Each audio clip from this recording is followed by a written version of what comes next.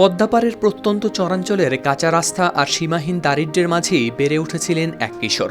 অনেকের চোখে হয়তো তিনি ছিলেন গ্রামের আর 10টা ছেলের মতোই, কিন্তু সেই ছেলেটির হাতের গতি যে একদিন কাঁপিয়ে দেবে বিশ্বের সেরা ব্যাটসম্যানদের তা হয়তো ভাবেননি কেউ। আজ সেই ছেলেই বাংলাদেশের জার্সিতে ঘন্টায় 152 কিলোমিটার গতিতে বল ছুড়ে বিশ্ব ক্রিকেটে তৈরি করেছেন নিজের আলাদা পরিচয়। বাংলাদেশি পেসার হিসেবে করেছেন দ্রুততম বলের রেকর্ড, তাই তার নাম এখন গর্বের সঙ্গে উচ্চারণ করছেন চাঁপাইনবাবগঞ্জের মানুষ। এই যে পদ্মাচর এলাকায় একটা অজগ্রাম থেকে নাহিদ রানা যে একটা জাতীয় দলে চান্স পেয়েছে, এটা একটা আমাদের অহংকারের গর্বের বিষয়। কি বলবো, তার ভাষা কোনো খুঁজে পাওয়া যাচ্ছে না। আল্লাহর কাছে দোয়াও করতেছি যে তার হাত ধরে যেন আমরা বিশ্বকাপের মতো বিজয় আনতে পারি আমাদের দেশে। দেখেন, আমাদের এখানে কিন্তু একটা ভালো একটা ফিল্ড নাই, ভালো একটা রাস্তা নাই, ভালো একটা স্কুল নাই, মানে কোনো কিছু নাই। তাও আজকে নাহিদ রানা এ পর্যায়ে থেকে এত দূর আগে যাবে, এটা আমাদের কাছে অসম্ভব। চাঁপাইনবাবগঞ্জ সদর উপজেলার সীমান্ত ঘেঁষা পদ্মাপাড়ের প্রত্যন্ত গ্রাম হরিশপুর। দেশের একেবারে শেষ প্রান্তের এই চরাঞ্চল থেকেই উঠে এসেছেন বাংলাদেশের গতিতারকা নাহিদ রানা। কৃষক পরিবারের সন্তান নাহিদ, 2 ভাই ও 4 বোনের সংসারে সবার ছোট তিনি।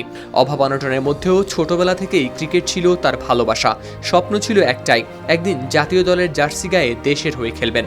কিন্তু সেই স্বপ্নের পথটা মোটেও সহজ ছিল না। পরিবারের আপত্তি, আর্থিক সংকট সবকিছুর মাঝেও থেমে যাননি তিনি। পড়াশোনার পাশাপাশি চালিয়ে গেছেন ক্রিকেট অনুশীলন। এ নিয়ে নাহিদ রানার বাবা বলেন যে লেখাপড়া করো, খেলা করিও না। তো সে বলতো যে আমি খেলা করি বাবা, অসুবিধা হবে না। কিছুদিন পর এভাবে রাখার পর সে যখন রাজশাহী ক্লাবে ভর্তি হয়, তখন আমি বলছি রে বাবা লেখাপড়া করো, তারপর এই ক্লাবে পরে ভর্তি হয়ে।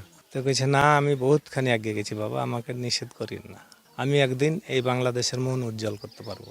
আমাদের এই প্রত্যন্ত এলাকায় যদি সুযোগ সুবিধা থাকে তো আরও নাহিদ রানার মতো আরও নাহিদ রানা জন্ম হবে।